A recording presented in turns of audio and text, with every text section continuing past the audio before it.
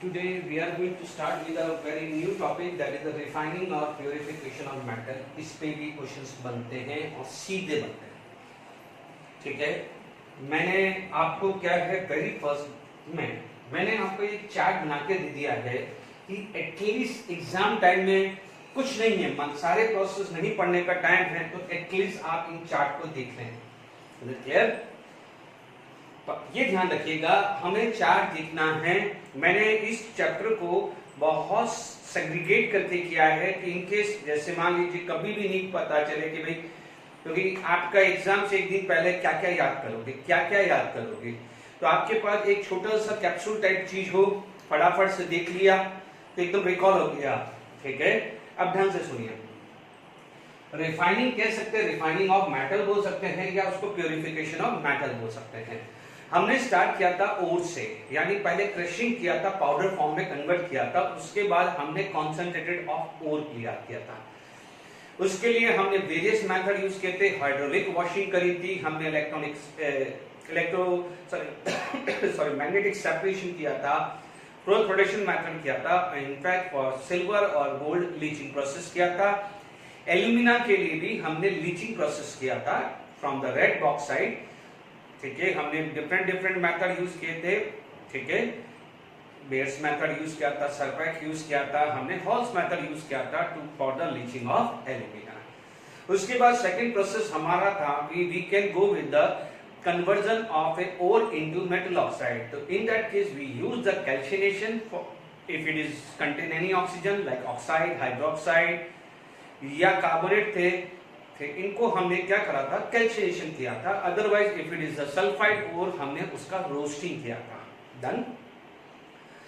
अब आप देखिए, उसके बाद हमने क्या करा था, we can divide our electrochemical series into 3 section. Mainly 3 section क्या थे, अप टू एल्यूमिनियम हमने इलेक्ट्रोलाइटिक रिडक्शन बोल दिया है। हमने क्या बोल दिया था कि कॉपर हो या मरकुरी हो या पीबी हो, it is going for the self reduction या ऑटो रिडक्शन बोल सकते हैं। अदरवाइज जो बच गया है उसे हमने थर्माइट प्रोसेस बोला था। फिर हमें मान लीजिए कुछ ऐसे थे कि जो कार्बन रिडक्शन में सेटिस्फैक्टरी रिजल्ट नहीं दे रहे थे, उसके लिए थर्माइट प्रोसेस किया था, यानी एल्यूमिनियम थर्माइट प्रोसेस किया था। कार में UV, chromium, MN, uranium and vanadium, इनके जो ऑक्साइड हो गए उनको रिड्यूस करने के लिए मोर रिएक्टिव यानी एल्यूमिनियम यूज किया था, ठीक है। मैं थोड़ा सा रिवाइज करा रहा हूं तो आपको कंफर्टेबल रहेगा। उसके बाद हम लोगों ने क्या किया था, एक्सट्रैक्शंस ऑफ डिफरेंट मेटल किए थे फ्रॉम देयर मेटल ऑक्साइड। उसके लिए हमने एलिंगम डायग्राम लिया था। एलिंगम डायग्राम में सिर्फ इतना देखना है कि जिसका कर्व नीचे है उसका डेल्टा जी लेस होता है। डेल्टा जी जितना नेगेटिव होगा उतना स्पॉन्टेनियस की तरफ मूव करेगा, क्योंकि हमने ये पढ़ा है कि delta G is more negative, that mean the value of K is very high as compare to 1, यानी प्रोडक्ट ज्यादा होगा, क्योंकि के क्या होता है, प्रोडक्ट बाय रिएक्टेड। प्रोडक्ट ज्यादा होगा, रिएक्टेड ऑलमोस्ट कम होगा, तो के की वैल्यू बहुत ज्यादा 1 से ज्यादा होगी। तो ये सारी चीजें हमने पढ़ी। हमने डिफरेंट एक्सट्रैक्शंस पढ़ लिए हैं bye using the Ellingham diagram या इलेक्ट्रोलाइटिक रिडक्शन या हाइड्रोमेटलर्जी भी यूज की हुई, ठीक है। अब मैं ज्यादा टाइम वेस्ट नहीं करके एक हल्का सा रिवीजन करवा दिया है आपका, तो आपको क्लियर हो। मैंने इसको क्या है 2 पार्ट में डिवाइड कर दिया है, एक फिजिकल मेथड और दूसरा है केमिकल मेथड। जहां पर कोई केमिकल रिएक्शंस हो रही है उसे हमने क्या बोला, केमिकल मेथड, और जहां पर कोई केमिकल रिएक्शन नहीं हो रही है, सिर्फ उसकी solubility, melting point, boiling point या एग्जॉर्प्शन, उस पे डिफरेंस आ जाता है, उसे हम बोलते हैं फिजिकल मेथड, ठीक है। अब मैं आपको जो बता रहा हूं, जो बच्चे एनसीईआरटी वाले हैं, कि जो एनसीईआरटी पे फोकस कर रहे हैं, जो हमारे एनसीईआरटी में है, आप चेक कर लीजिए, liquation, distillation, June refining and chromatography दिया हुआ है, ठीक है। इलेक्ट्रोलाइटिक रिडक्शन दिया है और पेपर फेज डायग्राम दिया हुआ है, ओके। नो डाउट ये चीज आ गया है। जो जेडब्ल्यू पॉइंट ऑफ व्यू है, जेडब्ल्यू पॉइंट ऑफ व्यू में, जेडब्ल्यू नीट वाली पॉइंट ऑफ व्यू बात करूं तो जो एडिशनल आपको ज्यादातर ध्यान रखनी है वो ये याद रखनी है, ठीक है बच्चों। मेरी एडवाइस ये है, ठीक है, भले इन सबका मैं एक हल्का नॉलेज दे दूंगा या टाइम नहीं रहता है तो एटलीस्ट मैं इसकी थ्योरी आपको भेज दूंगा, ये 4 की, बाकी सब मैं समझाऊंगा। तो याद रखिए, ये सारे समझाना है, ये समझाना है, तो सबसे पहले मैं एनसीईआरटी का पार्ट कवर करूंगा। तो नो डाउट मैं फिजिकल मेथड चारों पहले कंप्लीट कर लेता हूं, ठीक है। थोड़ा सा अरेंजमेंट अलग होगा क्योंकि एनसीईआरटी में ऑर्डर वाइज नहीं जाएगा, क्योंकि मैं मेरे हिसाब से चलूं कि फिजिकल मेथड सामने आपने एक साथ फिजिकल मेथड लिख दिए, फिर आपने हेडिंग डाल दी केमिकल मेथड, तो फिर एक साथ केमिकल मेथड है। तो पहले मैं ये लूंगा 4 ले लूंगा, फिर 5 नंबर, ये 6 नंबर, तो पहले ये 6 कंप्लीट करूंगा, यानी आपका एनसीईआरटी खत्म। उसके बाद मैं एडिशनल लिख दूंगा, क्योंकि एडिशनल तो सिर्फ केमिकल मेथड ही है, बाकी फिजिकल तो अपने एनसीईआरटी में भी है। अच्छा, मैं जब स्टार्ट करूं हल्का सा पहले मैं इंट्रोडक्शन दे देता हूं। Liquation method, distillation, zone refining and chromatography method. हालांकि क्रोमेटोग्राफी मेथड हमने 11th स्टैंडर्ड में भी पढ़ा है। It is based on the principle of absorption, ठीक है।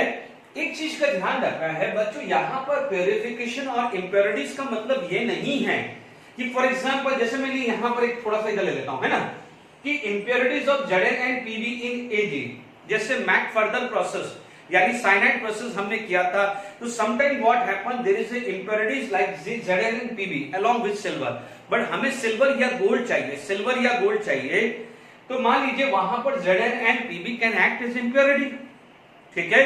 तो इसका मतलब इंप्योरिटीज का मतलब सिर्फ ये नहीं है कि कोई आपका सॉइल है या सिलिका, जो भी आप बोले, it is not like that only. तो अदर मेटल भी होते हैं जो हमें नहीं चाहिए, तो can consider as impurity mixture, ठीक है।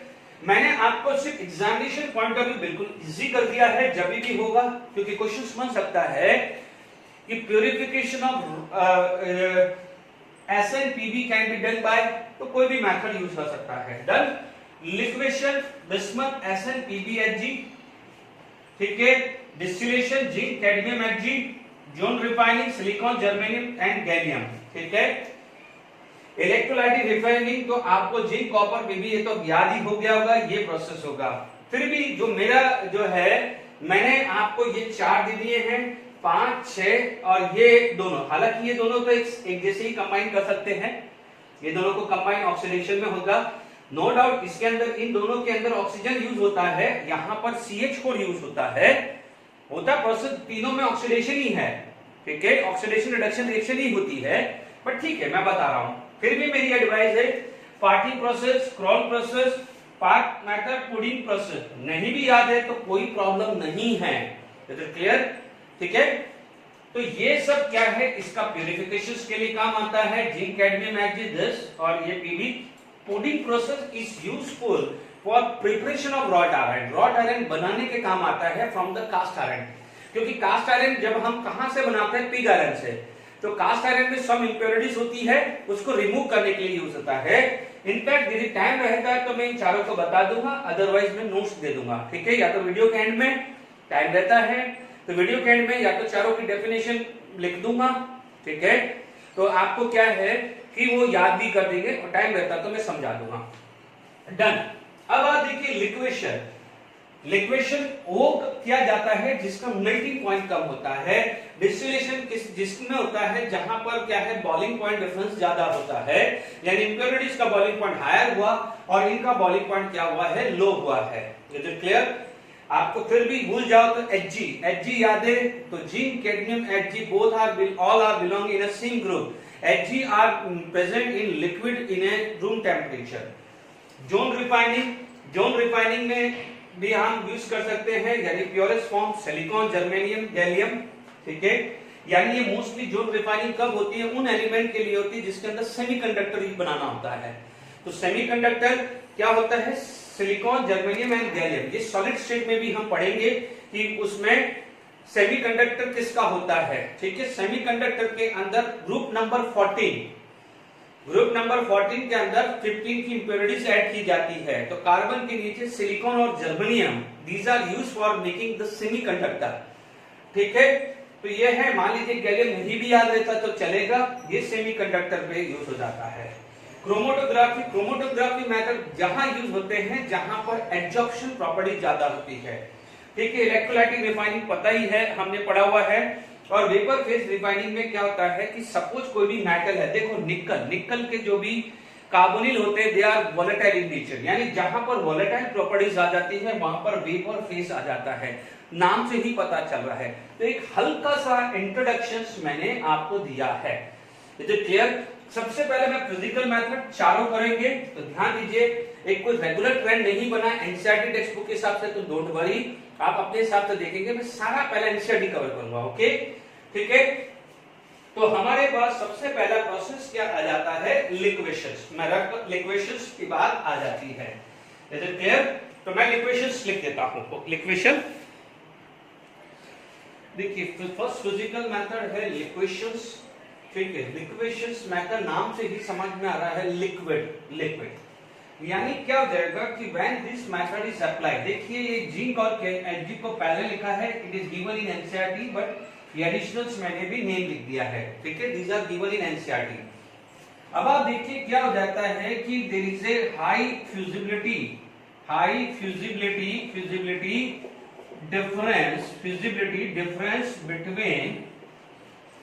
difference between metal and impurities। Metal और इंप्योरिटीज के बीच में फिजिबिलिटी डिफरेंस ज्यादा आ जाए, यानी आप ऐसा बोल सकते हैं फिजिबिलिटी डिफरेंस का मतलब मेल्टिंग पॉइंट, यदि मेल्टिंग पॉइंट ज्यादा डिफरेंस हो, ठीक है। अब क्या होता है कि इस केस में होता क्या है कि कुछ इस टाइप का स्ट्रक्चर आप बना देते हैं, ठीक है, ऐसा कोई स्लोप टाइप बना देते हैं, ओके। यहां पर एक रिसीवर रख देते हैं, ठीक है, रिसीवर रख देते हैं। यहां पर क्या होता है कि मेटल रखा जाता है, ठीक है, अलोंग विद द इंप्योरिटीज, मान लीजिए ये इंप्योरिटीज हैं, ठीक है, इंप्योरिटीज साथ में है। अब आप देखिएगा यहां पर क्या होगा कि व्हाट हैपन, ये जो होता है, ये जो स्लोप होता है, ये स्लोप होता है, इसे बोला जाता है हीटिंग स्लोप। क्या बोला जाता है, हीटिंग स्लोप। क्योंकि आप एक ही चीज समझ लीजिए, क्या करा हमने यहां पर, क्या करा है, सबको हीटेड किया है, तो इस क्या करेंगे, इसको क्या करेंगे, हीटिंग करेंगे। जब हीटिंग करेंगे तो क्या है, मेटल जिसका मेल्टिंग पॉइंट लो है, मेटल जिसका मेल्टिंग पॉइंट लो है, इट स्टार्ट टू फ्यूज या इट स्टार्ट टू फ्यूज या मेल्ट, जो भी आप बोलोगे, इट स्टार्ट टू फ्यूज और मेल्ट बोलेंगे। जैसे मान लीजिए आपने क्या करा है, आइसक्रीम्स रखी है, ठीक है, ड्राई फ्रूट आइसक्रीम रखी है, मान लीजिए यहां पर ड्राई फ्रूट आइसक्रीम आपने यहां रख दिया है, तो व्हाट हैपन, जैसे उस रूम टेम्परेचर पे लेके आएंगे आइसक्रीम, समझ लीजिएगा, तो जो आइसक्रीम क्या है, it is going to be melt. जैसे ये मेल्ट करेगा, जैसे धीरे धीरे क्या होगा कि मेल्ट करेगा, तो वो क्या करेगा, यहां पर जो रिसीवर है वहां पर मेटल चला जाएगा, और जो ड्राई फ्रूट है वो कहाँ है, वो यहां रह जाएगा कि नहीं रह जाएगा, बिकॉज ड्राई फ्रूट क्या है, उस स्टेज पे ड्राई फ्रूट मेल्ट नहीं हुआ है। तो वैसा समझ लीजिए कि dry fruit can act as impurities, whereas the ice cream, यानी आइसक्रीम जो फ्यूज हो जाता है, मेल्ट हो जाता है, can act as a metal. ध्यान दीजिएगा, तो जो जिसका मेल्टिंग पॉइंट लो है, तो क्या होगा, धीरे धीरे मेल्ट होगा, स्लोप के कारण यहां पर कलेक्ट होगा। ध्यान से सुन लीजिएगा, ये स्लोप है, उसको हीटिंग स्लोप क्यों रखा है, बिकॉज व्हाट हैपन, सपोज इसको आप हीटेड फॉर्म में नहीं रखें, तो might be in between the metal get condense, तो क्या हुआ, मेटल यदि कंडेंस होगा तो वो वहां के वहीं रुक जाएगा ना, नीचे थोड़ी आएगा। इसीलिए पूरे के पूरे स्लोप को टेम्परेचर वही मेंटेन करना पड़ता है जो यहां पर क्या हुआ, सेम टेम्परेचर मेंटेन करना पड़ता है। Is it clear to all? ज्यादा दिमाग नहीं लगाएंगे। तो यहां पर आपको क्या मिल गया है, you got here pure metal. तो प्योर मेटल कहां मिल गया है हमें, रिसीवर में। कुछ भी ले लो, रिसीवर कोई भी कंटेनर ले लो। मान लीजिए यहां पर हमने कोई प्लेट रख दी है, क्या होगा है, मेल्ट होके आइसक्रीम यहाँ कंटेनर में कलेक्ट हो जाएगी, ड्राई फ्रूट क्या होगी, वो यहाँ पर ही रह जाएगा। तो dry fruit can act as impurity and ice cream जो है मेल्टेड लिक्विड, जो भी आप बोले, कोल्ड लिक्विड, जो भी वर्ड बोले, consider as a melted metal. तो जैसे यहाँ पर मेल्टेड होगा, यहाँ पर क्या हो जाएगा, कूलिंग कर देंगे। कूलिंग कर देंगे तो वापस से क्या हो जाएगा, मेटल कंडेंस होकर सॉलिड फॉर्म में कन्वर्ट हो जाएगा ना। तो जो भी लिक्विड है वो हमने आइसक्रीम से ले लिया, उसको वापस से रेफ्रिजरेटर में रख दिया, तो क्या हो जाएगा, that ice cream is free from the dry fruit. वापस से हमें आइसक्रीम रीजनरेट होगी, बट विदाउट ड्राई फ्रूट हुआ। Is it clear? बात समझ में आ गई कि नहीं आ गई? तो आई होप लिक्वेशन मेथड आ गया है। If there is a difference between high fusibility difference between metal and impurity. Generally उसको प्रीफर किया जाता है जिसमें मेटल लोअर मेल्टिंग पॉइंट होता है। एग्री? ठीक है। अब हमारे पास जो नेक्स्ट जो टॉपिक आ जाता है दैट इज द डिस्टिलेशन। ठीक है, नेक्स्ट जो आ जाता है डिस्टिलेशन। ओके, डिस्टिलेशन के अंदर हम बात करें, देखिए सेकंड जो मेथड आ जाता है डिस्टिलेशन। तो डिस्टिलेशन जो आता है तो नाम से समझ में आ गया है, डिस्टिलेशन या फ्रैक्शनल डिस्टिलेशन या सिंपल डिस्टिलेशन, कुछ भी वर्ड यूज कर सकते हैं। It is for zinc, cadmium and Hg। ठीक है, जिंक, कैडमियम, Hg के लिए यूज कर सकते हैं। Is it clear to all of you? है ना? देखो लिक्वेशन में मोस्टली एसएन पूछा जाता है, एसएन है ना, इसमें जनरली जिंक, कैडमियम, Hg, कोई बात नहीं, लास्ट में हम इसके क्वेश्चंस भी कर लेंगे तो आइडिया लग जाएगा कि किस टाइप के क्वेश्चंस आ रहा है। Is it clear? अब आप देखिए यहां पर क्या होता है कि दिस मेथड, डिस्टिलेशन मेथड, ठीक है, मान लीजिए मैं डिस्टिलेशन ही लिख देता हूं, it can be fractional distillation, simple distillation. Simple distillation क्या कब होता है? देखिए आप क्या बोलोगे, पहले आएगा difference in boiling point. When we use the distillation, if there is a difference in boiling point of metal and impurity, metal and impurities, इनके बॉइलिंग पॉइंट के डिफरेंस पे होना चाहिए। यदि क्या हो जाएगा, बॉइलिंग पॉइंट डिफरेंस हाई हो, क्या हो, हाई हो, तो आप सिंपल डिस्टिलेशन यूज करते हैं, एंड वेरी लेस हो या लेस हो तो आप उसमें क्या यूज करते हैं, फ्रैक्शनल डिस्टिलेशन। तो आई होप याद आ रहा होगा प्यूरिफिकेशन जो हमने ऑर्गेनिक में 11th स्टैंडर्ड में पढ़ा था, फ्रैक्शनल डिस्टिलेशन, वो भी आप क्लियर हो गया होगा। ठीक है, अभी हमारे को इतना ज्यादा डिटेल में नहीं जाना है क्योंकि अपन ऑलरेडी 11th में डिटेल में पढ़ चुके हैं fractional distillation and simple distillation. Only fractional distillation में क्या होता है, स्मॉल स्मॉल आप कुछ मार्बल डाल देते हैं जिससे क्या है, पास होने में थोड़ी तकलीफ होती है। ठीक है, और अदरवाइज अभी हमारे को यहाँ पर सिंपल डिस्टिलेशन समझना है। Is it clear? Simple distillation में क्या हुआ कि मान लीजिए यहां पर आपने मेटल प्लस इंप्योरिटीज ले ली और आपने हीट कर दिया। ठीक है, यहां पर मान लीजिए मेटल प्लस इंप्योरिटीज ले ली, मेटल प्लस इंप्योरिटीज ले ली और आपने क्या करा है, हीट कर दिया है।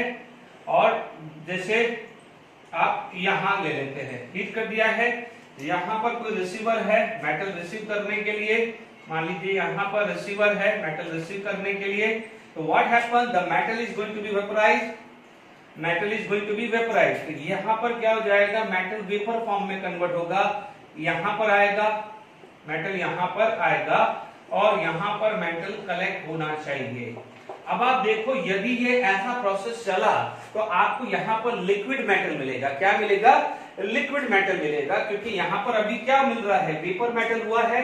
यानी यहां पर क्या होगा, ये मान के चले कि बॉइलिंग पॉइंट मान लीजिए लो है, मेटल का बॉइलिंग पॉइंट क्या है, लो है, तो हम क्यों ना हम इसको अच्छे से यूज कर पाए।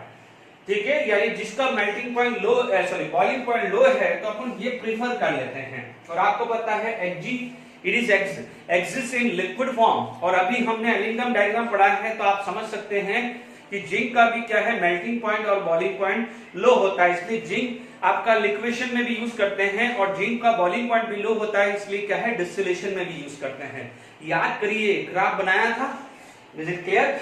अब आप देखिए तो हम क्यों ना हम यहां पर एक ऐसा प्रोसेस कर देते हैं कि जैसे ये पाइप में आया तो आपको ये पता है कि पाइप के अंदर आया है तो इसके अंदर तो वेपर ही होगा ना, मेटल का वेपर ही होगा, तो क्यों ना हम यहां पर एक कंडेंसर लगा दे। क्या लगा दे, कंडेंसर। कंडेंसर क्या करेगा, कूलिंग कर देगा। कंडेंसर क्या कर देगा, कूलिंग कर देगा। तो जैसे ये वेपर यहां से पास हुआ, इट स्टार्ट टू कंडेंस, और यहां पर हमें क्या मिल जाएगा, मेटल मिल जाएगा। What we will get, metal. Is it clear? तो आप जनरली प्रीफर कब करना कि जहां पर melting point, sorry boiling point metal का लो होगा। तो आई होप डिस्टिलेशन क्लियर हो गया है। ठीक है, अब मैं नेक्स्ट बात करते हैं जोन रिफाइनिंग, या जिसको बोलते हैं फ्रैक्शनल क्रिस्टलाइजेशन। फर्क ये ध्यान रखना, this is the diagram of simple distillation. Fractional distillation में क्या होता है, कोई बात नहीं, एक बार रिवाइज करा देता हूं कि ये वाला जो कॉलम है वो आगे लगा देते हैं। तो क्या होता है कि मान लीजिए कि जैसे melting boiling point of a metal and impurities have a very small difference, तो क्या होता है कि हो सकता है किसी स्टेज पे जब मेटल वेपर में बन रहा है तो स्मॉल अमाउंट का इम्प्योरिटीज भी साथ में आ जाए, ठीक है। यदि यहां पर मैं यूज करूंगा तो यहां पर कूलिंग के साथ मेटल प्लस इम्प्योरिटीज हमें मिलने लग जाएगी। क्या मिलने लग जाएगी? मेटल प्लस इम्प्योरिटीज मिलने लग जाएगी। तो हमारा काम तो क्या हो जाएगा? गलत हो जाएगा, बार बार हमें करना पड़ेगा। तो हमारी जो कॉस्टिंग है मेटलर्जी की वो बढ़ जाएगी। तो उस केस में हम क्या करते हैं, इस तरह से फ्रैक्शनेटिंग कॉलम लगा देते हैं, यानी यहां पर डायरेक्टली फ्रैक्शनेटिंग कॉलम लगा देते हैं। तो यहाँ पर वेपर के साथ क्या हो जाता है, मान लीजिए कुछ इम्प्योरिटीज जस्ट वेपर बनी है। आप समझ लीजिए कि यदि इम्प्योरिटीज जस्ट वेपर बनी है तो उस समय इम्प्योरिटीज की काइनेटिक एनर्जी बहुत कम होगी। तो क्या होगा, इन मार्बल के साथ वो क्या करेगा, कोलाइड करेगा। तो कोलाइड करेगा तो kinetic energy is going to be lose after the collision. तो व्हाट हैपन, वापस से जो काइनेटिक एनर्जी मेटल की गैस की इक्वल हुई थी, वापस से वो क्या हो जाएगा, सॉलिड की रेंज में आ जाएगी। तो वो वापस से घिर जाएगी। जैसे मान लीजिए आपके पास ये कंटेनर है, ठीक है, ये फ्रैक्शनेटिंग कॉलम है, ठीक है। मान लीजिए यहां से गया, ये टकराया तो वापस से चला जाएगा, बिकॉज उस समय इम्प्योरिटीज का बॉइलिंग जस्ट हुआ है। तो उस समय जस्ट मेटल का kinetic energy of gases metal ही हुआ है, और जो भी काइनेटिक एनर्जी बची है वो हल्की सी होगी। कोलिजन होगा तो वो लॉस होगा, तो वापस से मेटल अपनी काइनेटिक रेंज में आ जाएगा। तो जैसे सॉलिड बनेगा वो ग्रेविटी हाई होगी, नीचे गिरेगा कि नहीं गिरेगा। तो ये प्रोसेस बार बार चलता रहता है। इसलिए फ्रैक्शनल डिस्टिलेशन जब यूज किया जाता है जब बॉइलिंग पॉइंट कम होता है। फिर भी आप एक बार रीड कर लीजिएगा, डाउट डिफिकल्टी है तो पूछ लीजिएगा, ठीक है। तो हमने सिंपल डिस्टिलेशन पढ़ा है। हमें इस स्टेज पे सिर्फ ये पढ़ना है कि जिसका बॉइलिंग पॉइंट कम है, डिफरेंस इन बॉइलिंग पॉइंट है इम्प्योरिटीज का, तो in that case we can separate the metal from the impurities by using the distillation method. If it is very small difference तो go for the fractional distillation. इतना ही हमें पढ़ना है stage पे। Is it clear? फिर भी मैंने आपको आइडिया दे दिया है, ओके। फ्रैक्शनल डिस्टिलेशन हम यूज कर सकते हैं। अब आप देखिए जोन रिफाइनिंग आ जाती है, ठीक है। जोन रिफाइनिंग का क्या है, बात समझ लीजिए।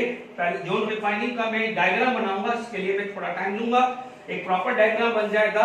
तो क्या है, it is very easy for you to understand, ठीक है। क्योंकि एनसीईआरटी का जो डायग्राम है आप ये समझ लीजिए कि जोन रिफाइनिंग, या जिसको हम क्या बोलते हैं, जैसे थर्ड क्या है, ये सब फिजिकल मेथड चल रहे हैं। This is known as zone refining, या इसको हम क्या बोलते हैं, फ्रैक्शनल क्रिस्टलाइजेशन। फ्रैक्शनल क्रिस्टलाइजेशन, ये fractional crystallization. Is it clear to all of you?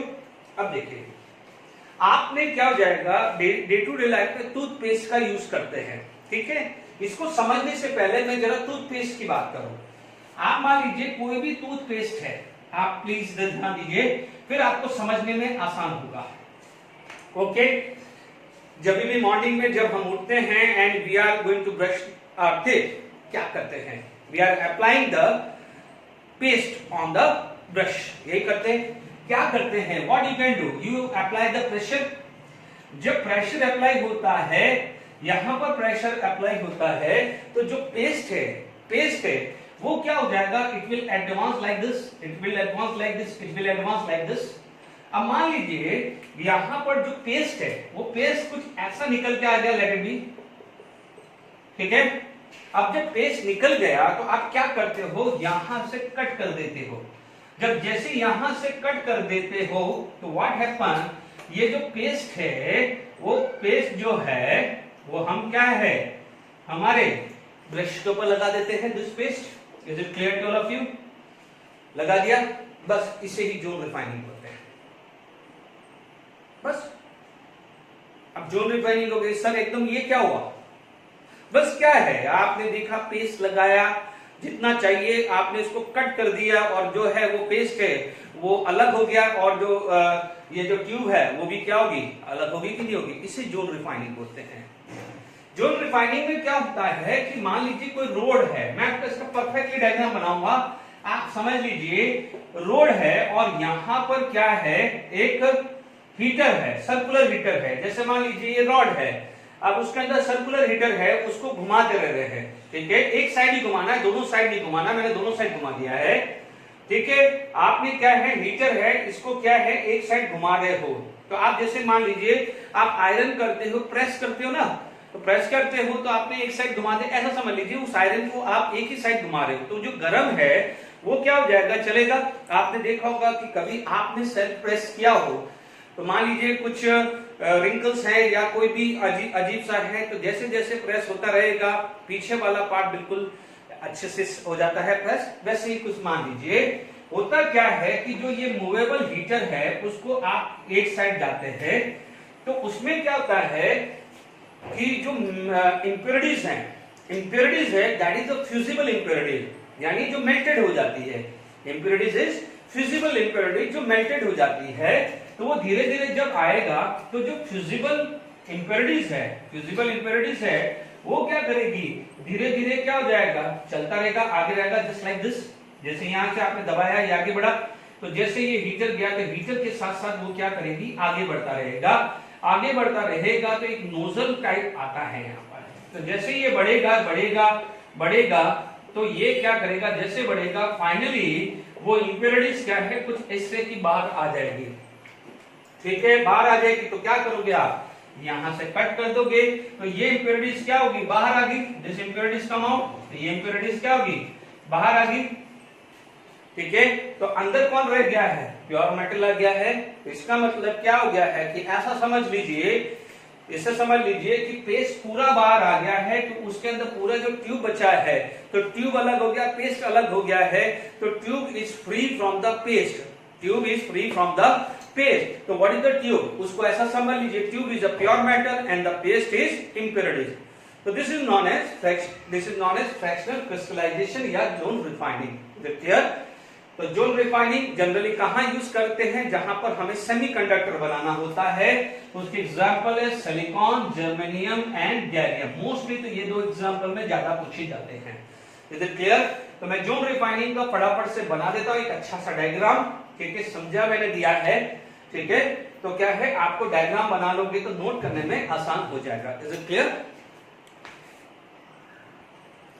देखिए जोन रिफाइनिंग हमारा कंप्लीट हो चुका है, ठीक है, तो जोन रिफाइनिंग और फ्रैक्शनल क्रिस्टलाइजेशन, इसके अंदर जो बेसिक्स है कि क्यों हम जोन रिफाइनिंग ले रहे हैं, कि impure molten metal on gradually will deposit crystal of the pure metal while the impurities will be left in the remaining part of molten metal, यानी क्या हो जाएगा, एक तरह से मान लीजिए फुटबॉल मैच हो रहा है, फुटबॉल मैच में क्या होता है कि एक प्लेयर क्या करता है, देखिए समझ लीजिए कि फुटबॉल मान लीजिए एक गोलकीपर है, गोलकीपर ने फुटबॉल मारी, एक शॉट मारा, तो वो क्या हो जाएगा, नेक्स्ट प्लेयर को जाएगा, ठीक है, तो फुटबॉल का प्लेयर कहाँ रहा, गोलकीपर कहाँ रहा, पीछे रहा, अब जो नेक्स्ट प्लेयर है वो अपने नेक्स्ट प्लेयर को देगा, ऐसे करते करते क्या है वो गोल पोस्ट पे अपोजिट वाले के गोल पोस्ट तक पहुंच जाती है, तो बस वही समझ लीजिए, पहले क्या था, फुटबॉल क्या है इम्प्योरिटी और गोलकीपर क्या है मेटल,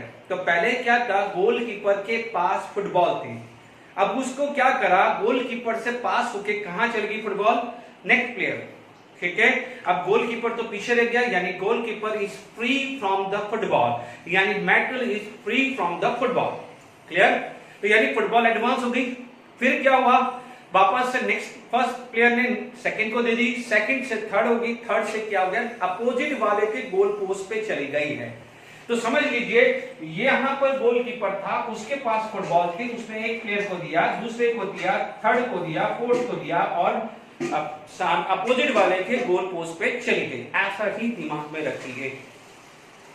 हमारी टेक्स्ट बुक में आपको लैंग्वेज देखेंगे तो वो सर्कुलर हीटर बोल रहे हैं, तो मैंने इसका करेक्ट डायग्राम बनाया है, आप एनसीईआरटी से भी डायग्राम बनाना है तो भी बना सकते हैं, एनसीईआरटी का भी मैंने इसका दिया है। आपने क्या करा, देख लीजिए, impure molten metal on gradually will deposit crystal of the pure metal यानी गोलकीपर, प्योर मेटल गोलकीपर, यानी क्या होगा, देखिए समझिए, मैंने यहां पर हीटर रखा, ठीक है, तो इस पार्ट में क्या हुआ, मेटल हीट हुआ, क्या हुआ, मेटल हीट हुआ, एज वेल एज इंप्योरिटीज भी हीट हुई है, एक चीज बहुत खास है जो ध्यान रखने वाली है कि यहां पर क्या होता है कि impurities are highly soluble, impurities are highly soluble in molten form as compared to solid form, as compared to solid form। तो इसका मतलब क्या हुआ, जो मोल्टन फॉर्म है उसमें उसकी सॉलिबिलिटी ज्यादा है। अब मान लीजिए जैसा कि जैसे ये चला गया तो यहां पर वो क्या रहा चाहेगा, वो क्या चाहेगा, इंप्योरिटीज वो अपने आप को मोल्टन फॉर्म में ज्यादा रखेगा। अब आप देखिए ये मेटल प्लस इंप्योरिटीज, ठीक है, यहां से गया तो जैसे जैसे हीटर चलेगा तो नो डाउट आप समझ जाइए कि ये चीज है कि जैसे यहां से सर्कल से जाएगा तो यहां पर मेल्टेड फॉर्म का मेटल का, तो क्या होगा, इंप्योरिटीज आगे बढ़ती रहेगी और पीछे वाला क्या है, ठंडा हो रहा है। पीछे वाला मेटल क्या हो रहा है, ठंडा, क्योंकि रॉड तो आगे जा रही है। पीछे वाला मेटल क्या हो रहा है, कूल। कूल का मतलब क्या है, it is going to be solidified. तो सॉलिड स्टेट के अंदर उस इंप्योरिटीज की सॉलिबिलिटी कम है, तो सॉलिबिलिटी ज्यादा किसमें है, मोल्टन फॉर्म में। तो इंप्योरिटी ज्यादा रहना कहां पसंद करेगी, अपनी मोल्टन फॉर्म में। तो जैसे जैसे वो रॉड जा रही है, जो यहां पर मेटल बच रहा है, it start to cool again, क्योंकि मेटल जब वो हीट था तो मोल्टन फॉर्म में था, क्या था, वो लिक्विड था। लिक्विड से वो कूलिंग होगा तो it is going to be convert into solid, इसीलिए उसको हम क्या बोलते हैं, crystallization. Conversion of liquid into solid, crystallization. Solid into liquid, उसे हम बोलते हैं डिसोल्यूशन। बात समझ में आ गई। तो फ्रैक्शनल क्रिस्टलाइजेशन का समझ में आ गया मीनिंग। आगे आगे चला गया, जैसे जैसे होगा तो यहां पर भले जैसे जहां आगे जाएगा यहां पर मेटल मेल्ट होगा बट इंप्योरिटीज होगी, फिर यहां वाला मेटल मेल्ट होगा, इंप्योरिटी यहां चली जाएगी, ऐसे करते यहां पर फाइनली इंप्योरिटीज क्या होगी, यहां पर कंडेंस हो जाएगी। इंप्योरिटीज फाइनली कहां कंडेंस हो जाएगी, एट द एंड यहां पर इंप्योरिटीज क्या हो जाएगी, फाइनली कंडेंस हो जाएगी, जिसको आप बाद में कट ऑफ कर सकते हैं। And this is the part of impurities. तो मैंने आपको फुटबॉल मैच करवा दिया और मॉर्निंग में ब्रश भी करवा दिया है, ठीक है, मैं कोई बात नहीं बता रहा हूं। तो यानी दोनों केस आप दिमाग में रखिएगा। Is it clear to all of you, impurities are highly soluble in this, ठीक है। तो यानी क्या हो जाएगा, this method is use for excessive purity, जितना ज्यादा प्योर फॉर्म चाहिए मेटल का उसी के लिए यूज किया जाता है। और आपको पता है जब भी सेमीकंडक्टर बनता है तो किसी भी एलिमेंट का, किसी भी मेटल का प्योरेस्ट फॉर्म चाहिए होता है। तो this method is mainly used for the metal या for the element for that which is used for the semiconductor। तो ये मेटल या एलिमेंट जो सेमीकंडक्टर के लिए यूज होता है, सिलिकॉन, जर्मेनियम, गैलियम, आप उसके अंदर बोरॉन और इंडियम भी ऐड कर सकते हैं। Is it clear? तो आई होप ये पार्ट समझ में आ गया है। नेक्स्ट पार्ट जो हम बात करेंगे विच इज नॉन है, तो पहली फिजिक्स, अभी मैं सिर्फ फिजिकल प्रॉपर्टीज पे ही चल रहा हूं। नेक्स्ट आ जाएगा which is known as chromatography. Chromatography, is it clear? Chromatography 11th standard में पढ़ी हुई है, तो अब आपको समझ में आ गया होगा कि 11th स्टैंडर्ड का जो प्यूरिफिकेशन है, प्यूरिफिकेशन ऑफ ऑर्गेनिक कंपाउंड, कितना काम लग रहा है।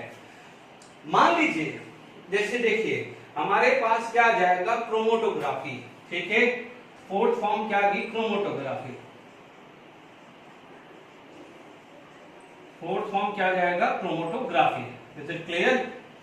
क्रोमेटोग्राफी जो भी है ना। अब आप देखेंगे इसके अंदर क्या हुआ, this is based on absorption, based on principle of absorption, ठीक है। एब्जॉर्प्शन सरफेस केमिस्ट्री में आता है, यानी चैप्टर 5 सरफेस केमिस्ट्री हम बात करेंगे, कोई बात नहीं। एब्जॉर्प्शन में क्या होता है कि कोई सब्सटेंसेस है, उसके सरफेस पे अदर सब्सटेंसेस एब्जॉर्ब हो जाए एक्सटर्नली, तो आप क्या बोलोगे, एब्जॉर्प्शन को क्या बोलेंगे, what is the definition of absorption, ये सरफेस केमिस्ट्री में आएगा, ठीक है। Increase in concentration, increase in concentration of one substances over other substances, over other substances externally, आप एक्सटर्नली उसे क्या बोलेंगे, एब्जॉर्प्शन, ठीक है। अब मान लीजिए कि जैसे मान लीजिए आपके पास कोई भी कैसे अपन मान सकते हैं, हाँ ले लीजिए, it is not a kind of absorption, बस समझाने के लिए बोल रहा हूं। जैसे मान लीजिए मैंने एक आयरन रॉड ले ली, ठीक है, या मान लीजिए आयरन के नेल्स हैं, नेल्स मैंने रखे हुए हैं, और मान लीजिए मैंने एक रॉड ले ली, मैग्नेटिक ले ली, तो जैसे मैं डिप करूंगा तो मुझे क्या हो जाएगा, सरफेस के ऊपर क्या है, नेल चिपक जाएंगे, ठीक है, बस वैसे ही समझ लीजिए। या मान लीजिए मैंने कोई चॉक पीस ले ली और उसके ऊपर है, बिल्कुल हल्का सा डिप किया है, पूरा नहीं करना है, पूरा में तो क्या है अंदर भी चला जाएगा, तो ऐसा समझ लीजिए कि आपके पास कोई सरफेस ऐसा है, ठीक है, ये सरफेस ऐसा है और ऊपर में कुछ इंक्रीज हो गया है, ऊपर में कोई इंक्रीज हो गया है, but make sure it should B externally. देखो इंटरनली बढ़ेगा तो उसे एब्जॉर्प्शन बोलते हैं, क्योंकि इंटरनली बढ़ेगा तो एब्जॉर्प्शन। ये डिटेल स्टडी आप सरफेस केमिस्ट्री में पढ़ोगे, बट अभी अपन ने पढ़ा है it is based on the principle of absorption. ध्यान दीजिए, जो ये रेड है जिसके ऊपर हुआ है, तो आप क्या बोलोगे, इसे बोलते हैं एड्सॉर्बेट, और एड्सॉर्बेट इज मोस्टली या तो लिक्विड होता है या गैस होता है।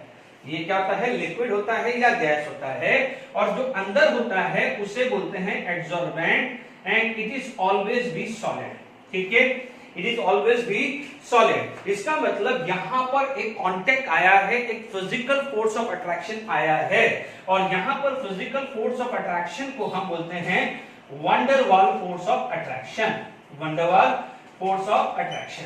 तो ये एक बेसिक हल्का सा आइडिया दिया है, डिटेल स्टडी सरफेस केमिस्ट्री में पढ़ेंगे, ठीक है।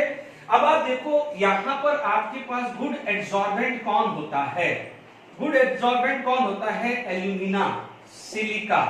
आपको पता है कि एल्यूमिना की being a smaller size, it hydration energy is very very high, in fact solvation energy is inversely proportional to size of ion.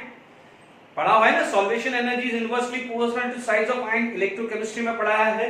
तो इन सब का क्या होता है, सॉल्वेशन एनर्जी बहुत ज्यादा होता है, which is inversely proportional to size of ion। इसकी वजह से ये एक अच्छे एड्सॉर्बेंट कहलाते हैं, सॉल्वेशन बोल दो या हाइड्रेशन बोल दो। Is it clear? इसीलिए सिलिका हो, Al2O3 हो या एनिमल चारकोल हो, these are considered as a very good adsorbent। ये सबसे बेस्ट माने जाते हैं ये तीन, alumina, silica and animal charcoal. इसका कंसेप्चुअल रीजन ये होता है, ठीक है, क्योंकि ये जो है सॉल्वेशन का मतलब क्या हुआ है, liquid is going to be attack, liquid is going to be absorb on surface. मान लीजिए एल्यूमिना है और ये वाटर हुए, तो एल्यूमिना के ऊपर वाटर क्या होगा, ट्रैप हो जाएगा ना, तो उसे क्या बोलेंगे अपन, एब्जॉर्प्शन ही तो बोलेंगे। Is it clear to all of you? जैसे लिखते हैं ना Al2O3.2H2O, यानी water molecules is absorb on the surface of alumina. Is it clear? तो आई होप ये समझ में आ गया होगा। तो अब आप देखिए इसके अंदर कैसे वर्क होता है। क्वेश्चन बनेगा chromatography is based on which principle, तो आप बोलोगे एब्जॉर्प्शन। अब आप देखिए यदि क्वांटिटी बहुत माइन्यूट है, क्वांटिटी क्या है, माइन्यूट है, ठीक है, और मान लीजिए जो भी क्वांटिटी यदि माइन्यूट है तो हम इसका यूज कर सकते हैं। Is it clear to all of you? Okay, क्या है, क्वांटिटी माइन्यूट हो तो हम इसका कर सकते हैं। मान लीजिए क्या हुआ है, ये सरफेस है, ठीक है, मान लीजिए यहां पर एल्यूमिना मैंने यूज कर दिया है, ठीक है, दिस इज द एल्यूमिना, यहां Al2O3 लिया है, यहां पर ये टैप से बंद कर दिया है। अब मान लीजिए मैंने यहां पर कोई लिक्विड ले लिया है, लेट इट बी, मैंने यहां पर क्या है, लिक्विड फॉर्म में, मेक श्योर लिक्विड फॉर्म में चाहिए, लिक्विड फॉर्म में मेरे पास क्या आ गया है, मेटल प्लस इंप्योरिटीज आ गया है, मेटल प्लस इंप्योरिटीज आ गई है, ठीक है। अब क्या होगा कि यहां पर क्या होगा कि this is going to be convert into this form,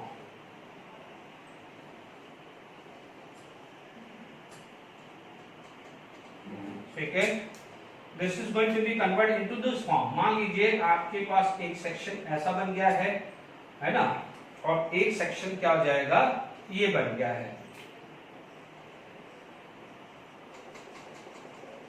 ठीक है। अब मान लीजिए यहां पर आपके पास कुछ ऐसा आ गया है, लिक्विड ऐसा कुछ आ गया है, ये ठीक है।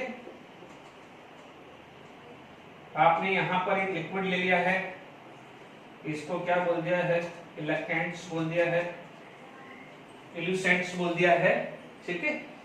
अब देखिए क्या हुआ है कि मान लीजिए मेरे पास दो कंपोनेंट है, कंपोनेंट ए प्लस बी। अभी मैं ये नहीं पता है, क्योंकि मैंने क्या कहा है, ए मेटल हो सकता है तो बी भी मेटल हो सकता है, ए मेटल हो सकता है तो बी भी क्या हो सकता है, मेटल हो सकता है। Is it clear to logic? अब देखिए जब आपके पास ए और बी है, ध्यान से समझ लीजिए, ए का न्यूक्लियस अलग है, बी का न्यूक्लियस अलग है। पहला पॉइंट क्लियर हुआ। If there is a difference in the nuclear तो definitely van der Waals force of attraction is going to be change, because this is the kind of a force of attraction, ठीक है। तो आपको ये पता है कि ए और बी का न्यूक्लियस अलग है, इलेक्ट्रॉनिक अरेंजमेंट अलग है, साइज अलग है, तो ए और बी का one der Waals force of attraction toward Al2O3 या toward any adsorbent is going to be differ. Is it going to be differ? Yes, agree और नॉट? यस और नो? यस, ठीक है। तो if it is going to be a differ, तो इसका मतलब क्या हुआ, हो सकता है ए का one der Waals force of attraction B से ज्यादा है। तो मान लीजिए सबसे पहले क्या हुआ, ए ट्रैप हो जाएगा, बी पास हो जाएगा, फिर क्या हो जाएगा, बी ट्रैप हुआ। तो क्या होता है, आपको एक क्लियर कट होता है, जैसे मान लीजिए मैंने रेड सेक्शन में दिखा दिया है, तो हो सकता है वो सारे के सारे ए मॉलिक्यूल्स हो जाए। जो बी सेक्शन में है, ब्लू सेक्शन में है, तो मान लीजिए बी के सारे मॉलिक्यूल्स आ जाएंगे। तो क्या होता है कि क्रोमेटोग्राफी में डिफरेंट डिफरेंट सेक्शन हो जाते हैं, डिफरेंट डिफरेंट कलर फॉर्म होते हैं, indicate the collections of a particular metal या कलेक्शन ऑफ पर्टिकुलर लिक्विड आ जाता है, ठीक है। तो मान लीजिए let it be this is liquid A, तो this is going to be a liquid B. Is it clear? यहां तक समझ में आ गया है, ठीक है। अब आप देखो क्या हो गया है, जैसे आपने टैप ऑन कर दी तो पहला ये जो वेस्ट है वो तो हटा दिया। अब जब ये वेस्ट हटा दिया है तो ये ब्लू पार्ट है वो बॉटम पे आ जाएगा, ठीक है। अब आपने यहां पर एलुकेंट्स यूज कर दिया या एलुकेंट यूज कर दिया। एलुकेंट यानी एक तरह का सॉल्वेंट है, क्योंकि जो ब्लू सेक्शन है मान लीजिए उसके अंदर क्या है, मेटल प्लस एल्यूमिना है, ठीक है। मान लीजिए मेटल प्लस एल्यूमिना है या इंप्योरिटीज प्लस एल्यूमिना है। इंप्योरिटीज का मतलब ये नहीं है, मान लीजिए मेटल 1 प्लस है, देखिए अब मैं इसके अंदर क्या डाल रहा हूं, एलुकेंट्स, क्योंकि आपको तो ये नहीं चाहिए ना, आपको तो क्या चाहिए, मेटल, आपको क्या चाहिए, मेटल। तो इलुकेंट क्या होता है, एल्यूमिना को ले जाता है, क्या करता है eluent, it makes Al2O3 soluble in it, यानी उसको अपने उसमें soluble कर देता है। तो it is going to be precipitated, it is going to be precipitated because ऐसा एलिमेंट्स होना चाहिए जिसमें मेटल सॉल्युबल नहीं है बट Al2O3 सॉल्युबल हुआ। तो Al2O3 सॉल्युबल हुआ, मेटल क्या हो गया है, इनसॉल्युबल, यानी प्रेसिपिटेटेड यानी इनसॉल्युबल। इसके बाद तो आपको पता है फिल्ट्रेशन कर दो। मान लीजिए आपने फिल्ट्रेशन कर दिया, तो आपको मेटल मिला कि नहीं मिला, इज इट क्लियर? बट हो सकता है मेटल के अंदर कुछ मॉइस्चर रह गए हो, तो हम क्या कर सकते हैं, उसको ड्राई कर सकते हैं। Is it clear? This is the method of chromatography. Glass chromatography, paper chromatography या कॉलम के अंदर यूज करते हैं, these are known as column chromatography. Generally इसके अंदर कॉलम क्रोमेटोग्राफी यूज किया जाता है, ठीक है बच्चों। मैंने यहां पर Al2O3 यूज किया है, दिस इज द बेस्ट एडसॉर्बेंट। इसकी जगह सिलिका या एनिमल चारकोल भी यूज करते हैं। तो आई होप आपको क्रोमेटोग्राफी समझ में आ गया होगा, how it is going to be work. यदि क्वांटिटी बहुत माइन्यूट है या डिफरेंस माइन्यूट है तो आप यहां पर यूज कर सकते हैं, ठीक है, क्रोमेटोग्राफी का। क्योंकि क्या हो जाएगा कि यदि क्वांटिटी माइन्यूट है तो आप दूसरे मेथड यूज करने जाओगे तो वो काफी एक्सपेंसिव पड़ जाएंगे। तो बजाय क्या है, आप ये मेथड यूज करो कंपैरेटिवली इजीली। मेटलर्जी जब भी पढ़ रहे हो तो इकोनॉमिकली माइंड में चल के रखना है, क्लियर? तो मैंने चारों के चारों मेथड, ये चारों ही मेथड फिजिकल मेथड होते हैं। It is all the four, it is given in your NCERT text books. Please I request each and every student after reading this, जैसे ये मैंने पढ़ा दिया फटाफट से एनसीईआरटी पढ़ लो, कुछ पॉइंट्स ऐसे लगता है कि इसको नोट करना है, नोट्स बनाना है, वो नोट्स बना के लिख लो। Is it clear? ओके, मैंने पूरा समझा दिया है, ठीक है। Now your part is going to start. अब आप देखिए, ठीक है, तो चारों मेथड फिजिकल मेथड हो गए हैं। अब मैं स्टार्ट करता हूं केमिकल मेथड, ठीक है। The second method is a chemical method, ठीक है। केमिकल मेथड में जो एनसीईआरटी वाला मैथ है वो मैं क्लियर कर लेता हूं। पहले एनसीईआरटी वाली चीजें खत्म कर देते हैं, ओके।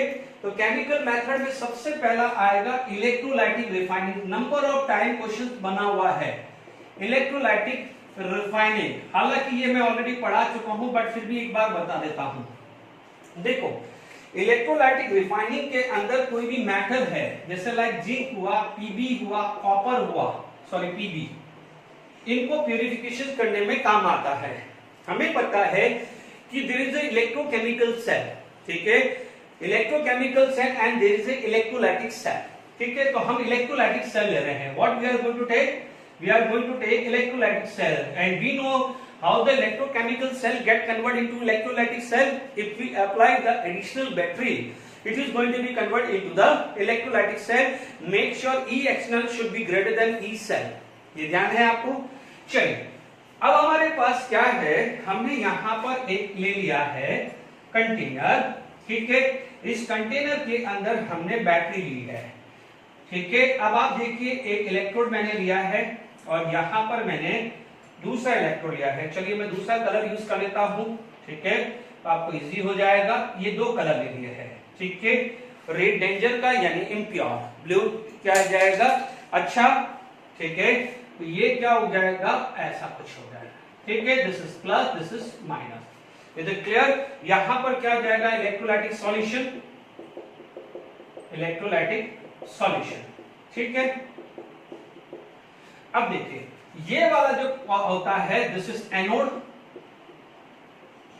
ठीक है, this is known as cathode, ठीक है।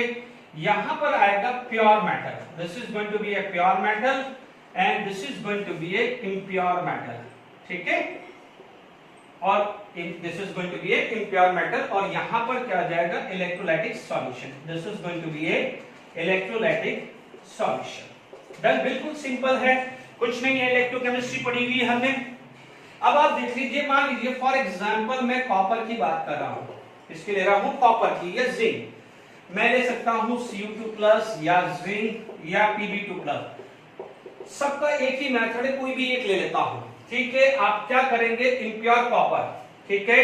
तो आप देखेंगे एनोड पे क्या हो रहा है, copper is going to be oxidise, copper is going to be oxidise, ठीक है। तो ये क्या हो जाएगा, impure copper, this is impure copper.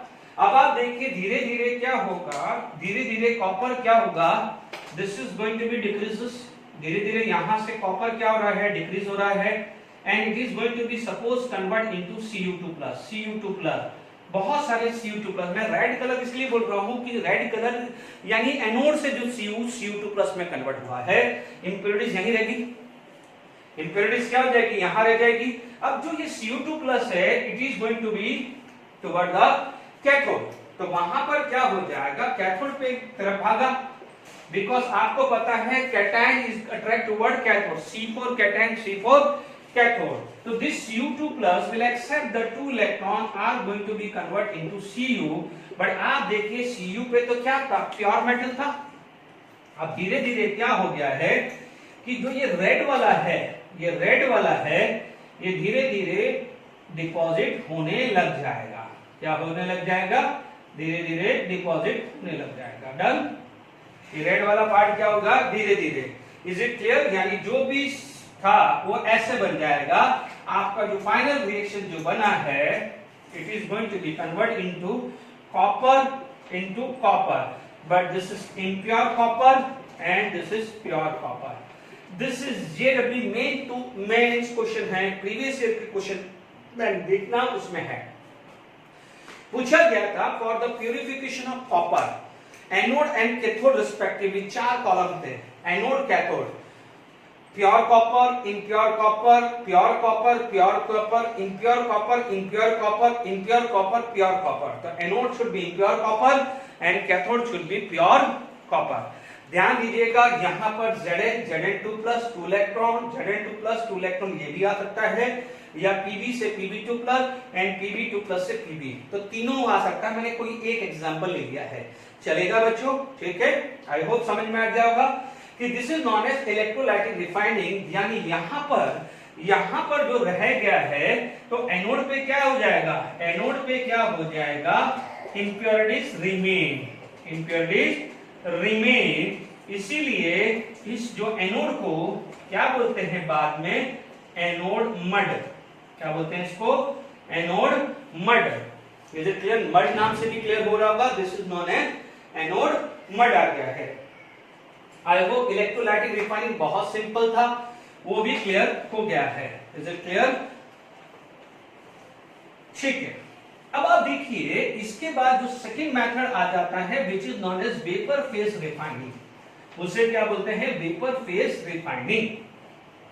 Okay, vapour phase refining उस चीज के लिए यूज होती है कि जिसमें उनका जो कंपाउंड फॉर्म हो रहा है it is volatile in nature, and second क्या है, इजीली डिकम्पोजिशन ऑफ कंपाउंड, ठीक है। यानी आप सेकंड बोलेंगे यहां पर vapour phase refining, vapour phase refining, ठीक है। वेपर फेज रिफाइनिंग के लिए सबसे इंपॉर्टेंट चार्ट होना चाहिए कि कंपाउंड ऑफ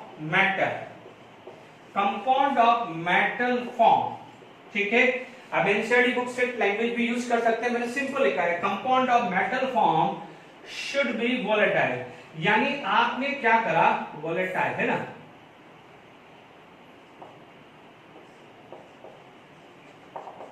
ठीक है। आपने क्या करा, ठीक, एक इम्प्योर मेटल लिया, उस इम्प्योर मेटल के अंदर कोई केमिकल रिएक्शंस करवाई। इम्प्योर मेटल के अंदर देखिए इससे पहले वाले में भी केमिकल रिएक्शंस हुई है, क्योंकि copper is going to be chemical reaction. Chemical reactions का मतलब होता है when there is a transfer of electron, ठीक है, तो कोई गड़बड़ मत करना।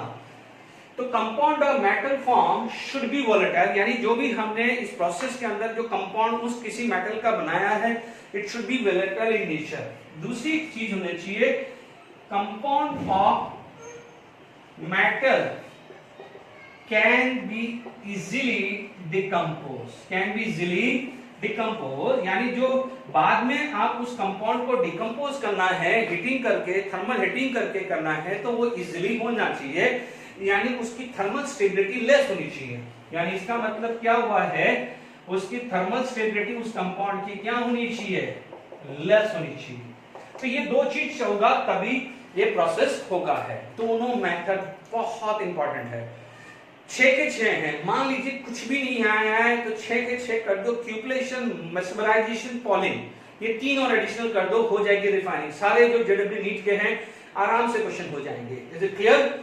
तो मैंने यहां पर 2 चीज मेथड यूज कर लिया है, ठीक है। अब आप देखिए इसके अंदर आपके पास पहला मेथड वेपर फेज में, तो 2 चीज आपको क्या चाहिए, देखिए पहला जो आपके पास आ गया है, ठीक है, हाँ, ये आएगा मॉन्ड प्रोसेस या मॉन्ड कार्बोनिल प्रोसेस, कुछ भी बोल सकते हैं। Mond carbonyl, Mond is the name of scientist, it is mainly for the nickel के लिए ये यूज किया है, फॉर द प्यूरिफिकेशन ऑफ निकल।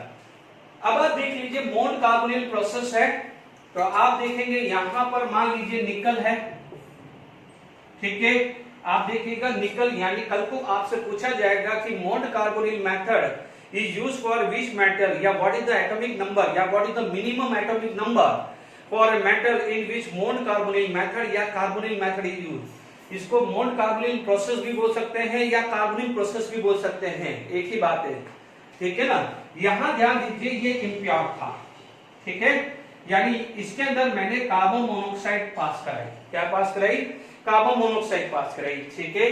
अब आप देखो this is going to be form complex, this is going to be form complex, ठीक है, this is going to be a form complex. तो ये क्या बन गया है, कॉम्प्लेक्स बन गया है। ध्यान रखना है यहां पर ऑक्सीडेशन नंबर ऑफ निकल या इसकी जगह कोई और होता है, it is 0, it is going to be 0, oxidation number of nickel is 0। ठीक है, मोन कार्बोनिल मेथड। और यहां पर पूछा जाए कोऑर्डिनेशन नंबर ऑफ निकल, तो कोऑर्डिनेशन नंबर ऑफ निकल क्या होता है 4। ये दो इंफॉर्मेशन पूछा जा सकता है, इंटीजर टाइप के क्वेश्चन में पूछ ले तो क्या कर लोगे, ठीक है। तो ध्यान रखना है ऑक्सीडेशन नंबर ऑफ निकल, तो जो कॉम्प्लेक्स बना है, ठीक है, यहां पर क्या होता है, this is volatile in nature, this is volatile in nature. तो क्या हुआ है, आप समझिए, यहां पर आपके पास क्या था, निकल प्लस इंप्योरिटीज थी, ठीक है। इसके अंदर आपने कार्बन मोनोऑक्साइड पास कराया, it is going to be convert into this, it is volatile in nature. तो वो दूसरे कंटेनर के अंदर आप NiCiCO4 कलेक्ट कर सकते हो दूसरे कंटेनर में। तो इस कंटेनर में क्या रह जाएगा, impurities, first container, because impurities is not volatile. Ni में देखो निकल वोलेटाइल नहीं था, बट जब कार्बन मोनोऑक्साइड उसके अंदर पास हुई, जो इसके अंदर कंपाउंड बना है, ठीक है, उसको क्या होता है, वोलेटाइल इन नेचर होता है। इसे क्या बोला जाता है, टेट्राकार्बोनिल, टेट्राकार्बोनिल निकल, और ब्रैकेट में लिख देते हैं उसका ऑक्सीडेशन नंबर। या UPSC name chapter number 9 coordination number, coordination compound में सिखाऊंगा। टेट्रा 4, CO को बोलते हैं कार्बोनिल, Ni को बोलते हैं निकल, 0 उसका oxidation number. For a while लिख लो, ठीक है। मान लीजिए इसके क्वेश्चंस कर रहे हो before completion of coordination compound, तो गड़बड़ी नहीं हो। तो क्या हुआ कि यहां पर NiCO4 बना है, वोलेटाइल है, तो आपने क्या करा, उसको दूसरे कंटेनर के अंदर कलेक्ट कर दिया है। क्या कर दिया है, दूसरे कंटेनर के अंदर क्या हो गया है, वो कलेक्ट हो गया, इंप्योरिटीज यहां रहेगी और NiCO4 यहां हो गया, ठीक है। अब आपके पास जब ये चीज हो गई है, ठीक है, जब ये चीज हो गई है, तो what is the second step, यानी ये क्या हो जाएगा, दिस इज स्टेप 1, ये स्टेप 1 हुआ है। यानी पहला स्टेप क्या था, to make a compound of metal which should be volatile बना।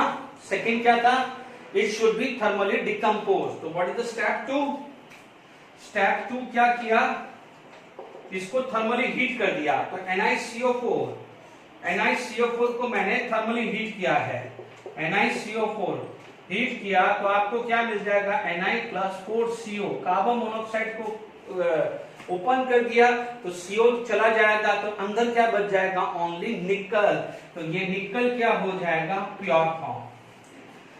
निकल क्या होता है, प्योर फॉर्म हो जाती है। Is it clear? तो आप देख लीजिए, इजीली वोलेटाइल हुआ फर्स्ट स्टेप, यानी सेकंड क्या आ जाएगा, the compound which is going to be form can be easily decompose, ये भी होना जरूरी है। तो यानी this is method is used to purify the nickel. बहुत सिंपल है। Is it clear to all of you? तो हमारा क्लियर हो गया है। तो अब आप देखिए नेक्स्ट जो है, आई होप क्लियर हो गया यहां पर, ठीक है, बिल्कुल सिंपल था, वो भी इसी टाइप का है ना, वैन अल्कल मेथड।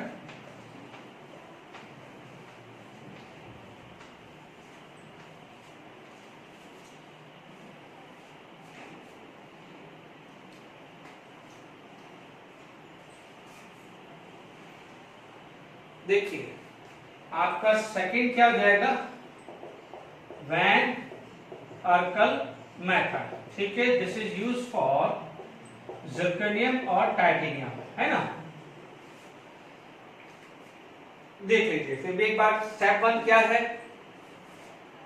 और स्टेप 1 मान लीजिए जर्कोनियम या टाइटेनियम दोनों में से कोई भी डाल दूं, मान लीजिए 2I2 डाल दिया, आयोडीन गैस डाल दी, तो it is going to be form ZrI4, it is volatile in nature, volatile in nature. ये क्या था, इम्प्योर जर्कोनियम या इम्प्योर टाइटेनियम, इसकी जगह टाइटेनियम भी आ सकता है। क्या करा, सेम था, सेकंड कंटेनर में कौन हो गया है, ZrI4, फर्स्ट कंटेनर में कौन रह जाएगा, impurities. What is the step 2, what is the step 2, ZrI4 on heating will give Zr+2I2. Is it clear? तो यहां पर आपको क्या मिल गया है, प्योर Zr, जर्कोनियम मिल गया है। यदि यहाँ Ti होगा तो TiO4, और TiO4 will give Ti+2I2. Is it clear to all of you? तो आई होप समझ में आ गया होगा। Is it clear? तो यहां पर हमारे पास ये मेथड हमें सॉल्व कर लिए हैं, ठीक है। अब मान लीजिए इसके अंदर कोई मेथड और पहले जो है, देखिए ये NCERT part is over, this NCERT part is over. अब यहां पर एनसीईआरटी का इसके अलावा कोई चीज नहीं है। 6 के 6 मेथड बता दिए, 4 फिजिकल और 2। देखिए मैं इस जेडबी में 2019 का क्वेश्चन देखता हूं कि यदि इन 6 पे बेस हो जाता है तो मैं क्वेश्चन लिख देता हूं, अदरवाइज क्या है नेक्स्ट टॉपिक में स्टार्ट कर देता हूं। अदरवाइज एनसीईआरटी टेक्स्ट बुक के अलावा और एडिशनल के अलावा मैंने ये चैप्टर खत्म कर दिया है। वेट,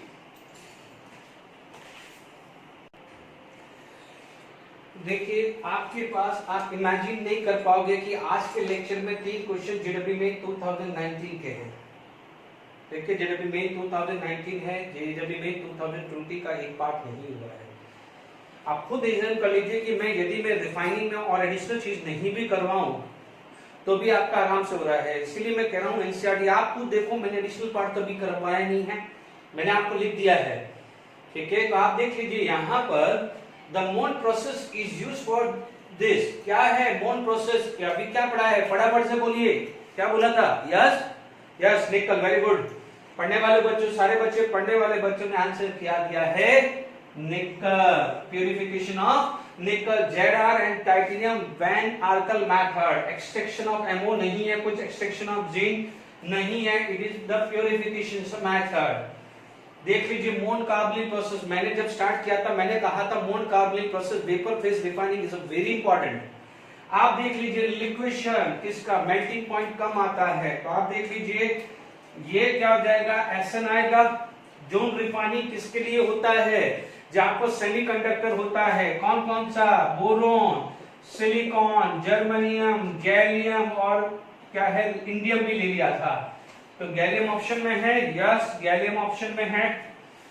मोन process is used for nickel, देख लीजिए, and van Arkel method is used for germanium and titanium. हाँ क्या आराम से क्लियर हो गया है? फर्स्ट का सी, आप बोलोगे फर्स्ट का सी, सेकंड का डी, थर्ड का बी एंड फोर्थ का ए। जो भी ऑप्शन होगा 4 ऑप्शन में से वो आपको राइट टिक करना था। The correct statement, zinc side is a carbonate ore. No, zinc side क्या था, ZnO। zinc side क्या था, ZnO। Is it clear? Zone refining is used for purification of titanium. No, titanium के लिए कौन था, Van Arkel process। Zone refining किसका था, अभी अपन ने पढ़ा ना, यस ये रहा ना जोन रिफाइनिंग। तो दिस इज टाइटेनियम के लिए क्या था, van Arkel method, van Arkel method था। तो ये भी रॉन्ग हुआ और ये भी हुआ। Aniline is the fourth stage pleasure, ये डायरेक्टली अपने एनसीईआरटी टेक्स्ट बुक का ही है, ठीक है। NaCl कैन नॉट बी है, ये कैन नॉट बी था, मैंने कैन लिखा है, can not be. NaCl can not be used in the manufacturing of Ag, ये भी रॉन्ग था। यदि ये कैन बी होता तो यस NaCl यूज करते हैं ना साइनाइड प्रोसेस के लिए। अब आप ये चीज ध्यान रख लीजिए, क्या है, सिंपल है, फिर भी मैं वर्बली बता रहा हूं। बेसमराइजेशन तो मैंने आपको समझा चुका हूं, ठीक है, बेसमराइजेशन मैंने आपको समझाया है। मान लीजिए पिग आयरन लिया है, आप समझ लीजिए बेसमराइजेशन में मैं वर्बली बता रहा हूं, नहीं तो अदरवाइज देखिएगा मैं डिफाइन करता है कि नेक्स्ट लेक्चर के बारे में। नेक्स्ट लेक्चर में यदि छोटा सा वीडियो या जितना भी वीडियो बन रहा है, ठीक है, यदि मुझे लगा कि एक बार वीडियो बना दे, कोई बात नहीं, बच्चे पढ़ लेंगे, तो मैं एक वीडियो बना दूंगा, ठीक है, उसमें एडिशनल जो चीजें, but that video is only for the those who are preparing for ZB and NEET, that is the additional process. मान लीजिए आ गया तो प्लस कुछ मैं एडवांस के क्वेश्चन एमसीक्यू बनाऊंगा और कुछ और प्रैक्टिस के लिए क्वेश्चन होगा, तो एक अच्छा खासा वीडियो बन जाएगा। तो वो मैं देखता हूं, मैं डिपेंड करता है, मोस्ट प्रॉब्ली तो बनाऊंगा, क्योंकि कुछ भी चीज जानी नहीं चाहिए। मेरा एक होता है कोई भी चीज जानी नहीं चाहिए, हालांकि वो नहीं भी कराऊं तो भी हो जाएगा, पर ठीक है, सुन लीजिए। फिर भी वर्बली बता रहा हूं, बेसमराइजेशन में क्या होता है, पिग आयरन कंटेन 4% कार्बन, बट कुछ इंप्योरिटीज होती है, लाइक फास्फोरस हुआ या सिलिकॉन हुआ है, these are the non metal. तो बेसमराइजेशन में बेसमर कन्वर्टर लिया जाता है, बहुत हाई टेम्परेचर से ब्लोअर से हीट पास किया जाता है, ऑक्सीजन पास करा दिया जाता है। तो what happen, the impurity like silicon and phosphorus are going to be convert into the oxide, ठीक है। तो उसके अंदर क्या है, कैल्शियम ऑक्साइड लाइमस्टोन से डालते हैं, तो क्या करता है, कैल्शियम सिलिकेट या कैल्शियम फॉस्फेट को स्लैग बना के इम्पेरिडिस बात करता है, उसे बोलते हैं समराइजेशन। में डिटेल में ढंग से पढ़ाऊंगा। क्यूपलेशन में क्या होता है, सेम ही आता है बट उसके अंदर पीबी पास करा जाता है। PB when combined with the O2 are going to be form PBO. PBO क्या होता है, वोलेटाइल होता है और कंटेनर खोल दो पीबीओ बाहर चला जाएगा। इसी तरह से पॉलिन के अंदर क्या है, ग्रीन वुड का यूज किया जाता है। ग्रीन वुड में यानी ग्रीन वुड के अंदर कार्बन होता है, it is going to be, जैसे उसको हीट करेंगे, ये पूरा मेथड में समझा दूंगा नेक्स्ट क्लास में। ग्रीन वुड में क्या होता है, जैसे क्योंकि अभी भी मान लीजिए कोई बच्चा नेक्स्ट वीडियो नहीं देखता है तो भी बता रहा हूं, ग्रीन वुड यानी कार्बन, ठीक है, उसको बहुत एक बड़ा सा, जैसे मान लीजिए कि बड़ी कढ़ाई है, हलवाई एक बड़ी कढ़ाई बना रहा है, ऐसा कोई बर्तन मान लीजिए, उसके अंदर एक ग्रीन जो फ्रेशली जो कट होती है ग्रीन वुड वो लिया जाता है।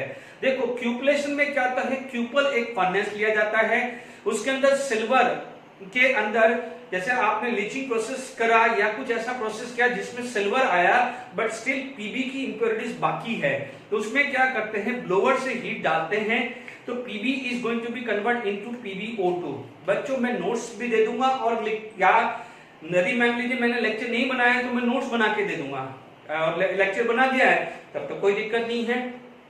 तो Pb plus combined with O2 are going to be form PbO2। तो PbO क्या होता है, वोलेटाइल, कंटेनर से बाहर चला जाएगा तो सिल्वर अंदर ही रह जाएगा, उसे बोलते हैं क्यूपलेशन। बेसमराइजेशन आयरन में काम आया और क्यूपलेशन कहां पर आया, जब सिल्वर को Pb से फ्री करना है, सिल्वर को Pb से करना है। थर्ड आ जाता है पोलिंग, ग्रीन पोल, छोटी छोटी जो लकड़ियां होती है ना, ग्रीन लकड़ियां, फ्रेशली कटिंग, उसको आप कंटेनर में डालो, उसको हीट करो, तो क्या होता है, उसके अंदर क्या होता है बच्चों कि जो ग्रीन वुड होता है it is actually the carbon, green would is actually the carbon. ये सारा हो गया, नोट कर लिया आप लोगों ने, green would is actually the carbon.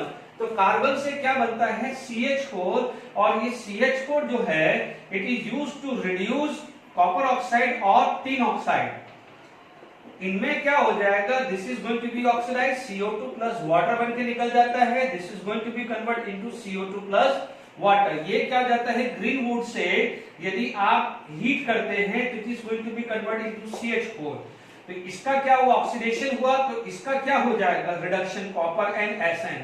तो ये क्या हो जाता है, प्योर मिलता है, इसे बोलते हैं पोलिंग। यानी पोलिंग कहां से वर्ड आएगा, ग्रीन पोल, ग्रीन लकड़ी, ग्रीन पोल से आएगा, तो this is known as poling. Poling method is used for the purification of copper and SN by using the green wood या ग्रीन पोल। तो ये थोड़ा सा फिर भी मैंने बता दिया आपको, ठीक है।